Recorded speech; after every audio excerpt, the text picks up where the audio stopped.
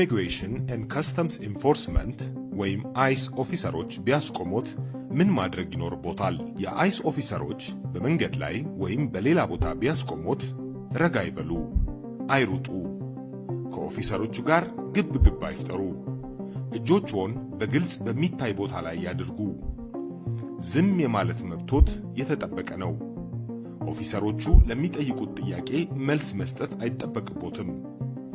የት እንደተወለዱም ሆነ ስለ ኢሚግሬሽን ስታተስዎ የመናገር ግዴታ የለቦትም። በግልጽ እንዲህ ይበሉ፣ ዝም ማለትን መርጫለሁ፣ ወይም በእንግሊዝኛ I choose to remain silent።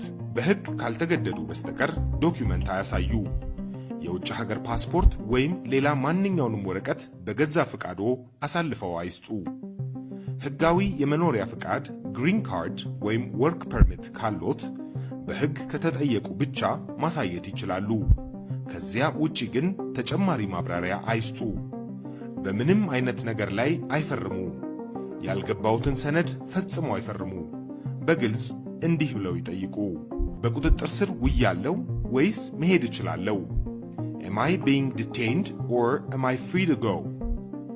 መሄድ ይችላሉ ከተባሉ በተረጋጋ መንፈስ ከዚያ ይሂዱ።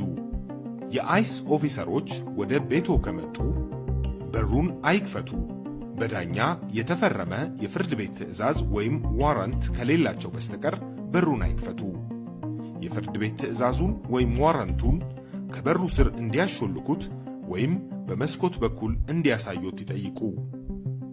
የአይስ ኃላፊዎች የፈረሙት ወረቀት ብቻውን ወደ ቤት ለመግባት አይፈቅድላቸውም። የግድ በፍርድ ቤት ዳኛ የተፈረመ መሆን አለበት።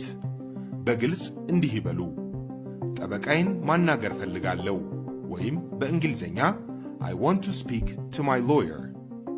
በመጨረሻም በፍጹም ሐሰተኛ መረጃ አይስጡ ወይም አይዋሹ። መዋሸት ወይም ሐሰተኛ መረጃ መስጠት ጉዳዩን ያበላሸዋል። ዝም የማለት መብቶ የተጠበቀ ነው።